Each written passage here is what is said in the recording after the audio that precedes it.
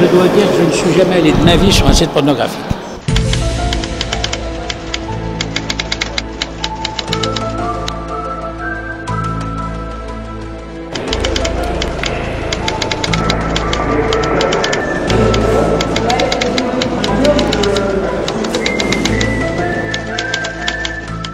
Je n'étais pas au courant.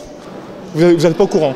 Je découvre à l'instant. Pour vous répondre très directement, je ne suis pas au courant. Et je voulais savoir si vous étiez au courant. Vous voyez bien que non? Non.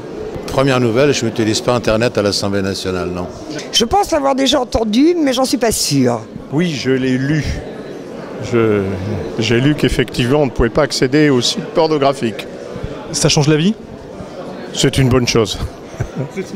Il ne faut pas détourner les parlementaires de leur travail principal et puis ne mélangeons pas les affaires publiques et la vie privée. Oui, il y a sûrement un filtrage. Ça a toujours été dit par le bureau de l'Assemblée nationale, bien sûr, pour que les députés ne puissent pas faire passer des informations depuis leur banc lorsqu'ils sont avec leur portable. Non ? La question de filtrage à partir de l'Assemblée est une question particulière au demeurant. Je ne suis pas nécessairement contre ce filtrage, mais le fait que vous me l'appreniez me pose une difficulté, parce que je pense que c'est une décision qui aurait dû faire l'objet, qui a sûrement fait l'objet d'une décision du bureau de l'Assemblée, mais qui aurait dû faire l'objet d'une discussion plus large.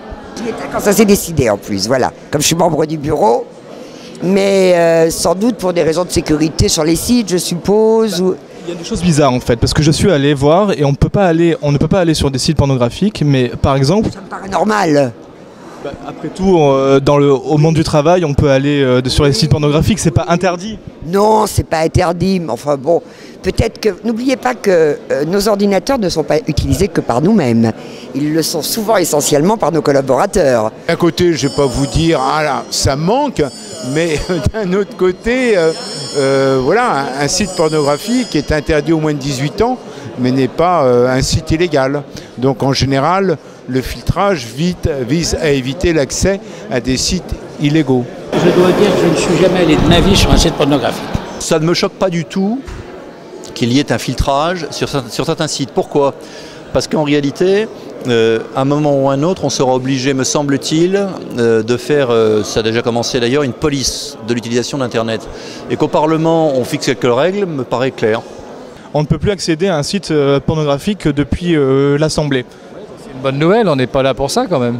Oui, mais le reste des Français ayant droit, pourquoi l'Assemblée n'y aurait pas droit? Je trouve étonnant que le reste des Français y ait droit aussi, moi, alors comme ça va.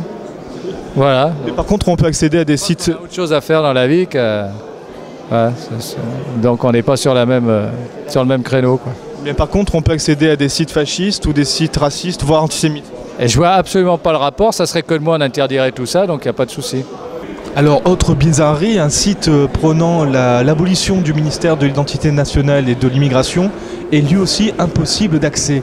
Comment l'expliquez-vous? Ah, ça c'est pas normal non plus, puisque je pense avoir signé la pétition contre le ministère de l'immigration, certes, de l'identité nationale, certainement pas, mais je veux bien un email avant le bureau de la semaine prochaine expliquant tout ça, et je ferai les réserves nécessaires. Je dois dire que je ne suis jamais allé de ma vie sur un site pornographique.